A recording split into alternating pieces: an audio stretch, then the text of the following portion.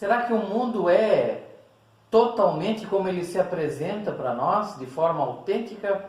Ou será que tem uma força que guia esse mundo por trás que nós não a conhecemos ainda? Eu sou o professor Hercílio da Costa, bem-vindo ao meu canal. Nesse vídeo nós vamos falar sobre Arthur Schopenhauer e a sua obra O Mundo como Vontade e Representação. Schopenhauer ficou famoso por sua filosofia e se destacou principalmente essa obra O Mundo como Vontade e Representação. E nessa obra ele fala então desta força que guia o mundo, que poucas pessoas param para refletir sobre ela. Primeira coisa que a gente vai, o ponto de partida nosso vai ser a representação.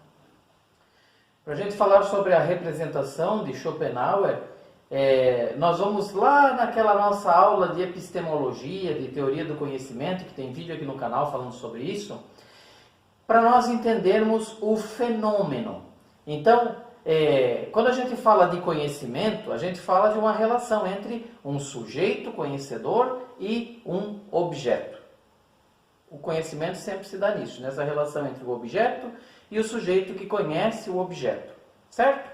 E o objeto, ele tem duas características, dois conceitos que ele pode apresentar nessa relação de conhecimento. O primeiro é o númeno, ou seja, a essência do objeto, noumenon, né?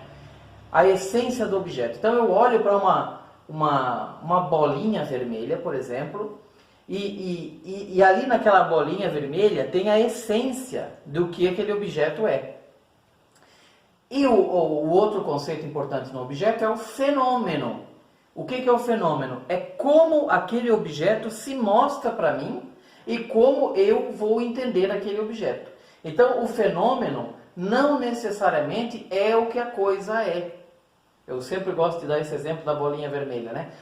Eu estou caminhando na rua e eu vejo lá do outro lado da rua tem uma bolinha vermelha no chão. De cara, eu vou me deparar com o fenômeno, com a coisa como ela se apresenta para mim. É uma bolinha vermelha e aí eu concluo que é uma bolinha de frescobol. Porque aquela bolinha se apresentou assim para mim e eu a interpretei assim como uma bolinha de frescobol. E aí eu chego perto daquela bolinha vermelha e eu percebo que não era uma bolinha de frescobol. Ela era um nariz de palhaço, vermelho.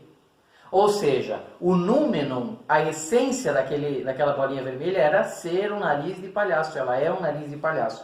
Só que ela se apresentou para mim, o seu fenômeno para mim, a partir daquele fenômeno da minha interpretação, foi um nariz de palhaço. Então, o fenômeno nem sempre ele representa o que a coisa realmente é. Certo?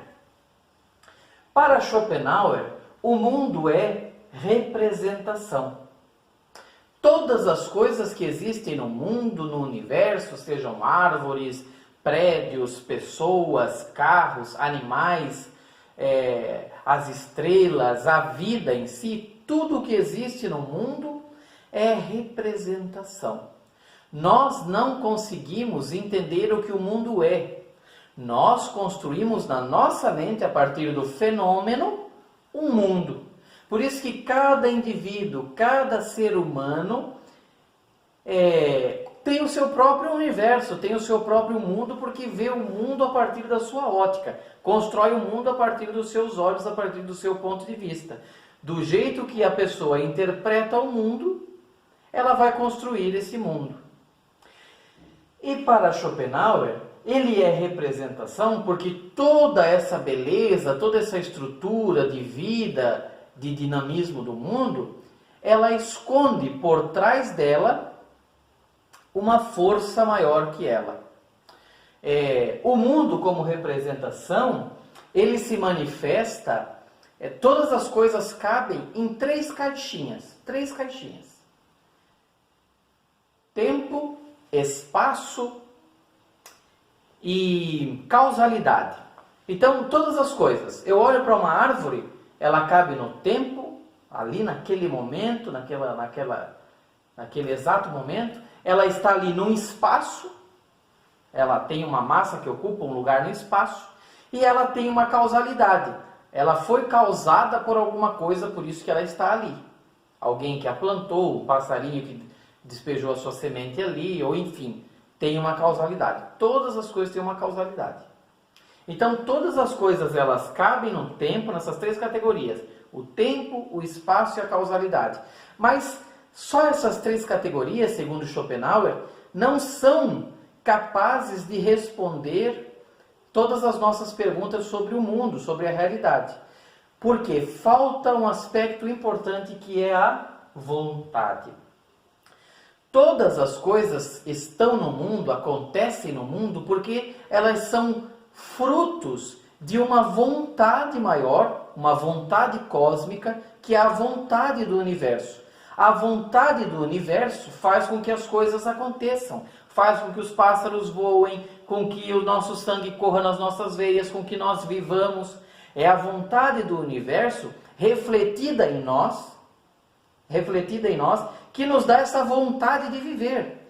Essa vontade que o ser humano tem de permanecer na vida, de fugir de tudo que lhe poderia tirar a sua vida, por exemplo, é fruto dessa grande vontade do universo, essa vontade cósmica que faz com que todo o universo funcione.